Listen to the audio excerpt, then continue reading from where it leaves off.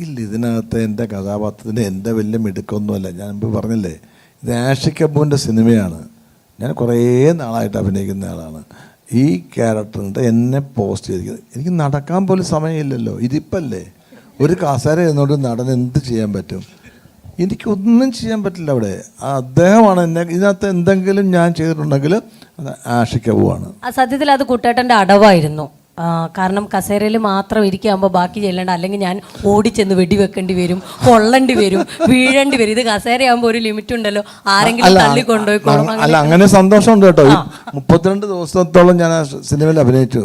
ചിലപ്പോൾ എനിക്ക് ഒരു ഷോട്ടൊക്കെ അറിയും ഒരു ദിവസം. അപ്പം ഞങ്ങൾക്ക് പക്ഷേ എനിക്കൊരു വിഷമമില്ല. എന്താ വെച്ചാൽ എല്ലാവരും കൂടി മുറിക്കാത്തിരിക്കും. ഇതങ്ങോട്ട് തള്ളുക, കളിയാക്കുക, കൊല്ലുക, ഇതൊക്കെ എന്നെ എനിക്ക് വെളുപ്പിന് 2:30 മണിക്ക് ഒരു ഷോട്ട് വരും. ഞാൻ രാവിലെ മേക്കപ്പ് ചെയ്യും, മേക്കപ്പ് ഇരിക്കും.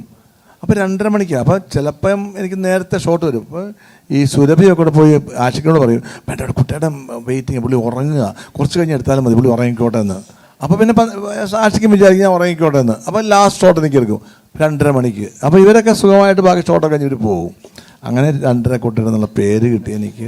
പിന്നെ ഞാൻ അവിടെ 10 ദിവസം കഴിഞ്ഞപ്പോൾ ചേട്ടൻ 2 മണിയാകുമ്പോഴേ റെഡി ആവുള്ളൂ. കാരണം 2:30 വിളിക്കുള്ളൂ. അയ്യോ അല്ല, നോണ പറയില്ല കേട്ടോ. ഞാൻ അതിരാവിലെ ഞാൻ റെഡിയാകും. പക്ഷേ ഇവരൊക്കെ ഈ പിള്ളേരല്ലേ. ഇപ്പം ഞാനിപ്പോൾ ഇവരെന്ത് പറഞ്ഞാൽ സമ്മതിച്ചു കൊടുക്കും. ഞാനാണല്ലോ കാരണവർ. 42 വർഷമായിട്ടേ സിനിമയിൽ. പക്ഷേ അല്ലേ, അഹങ്കാരമൊന്നും കുട്ടേട്ടൻ കാണിച്ചില്ല. അഹങ്കാരമല്ല, അഹങ്കാരത്തിൻ്റെ അവസ്ഥയാ.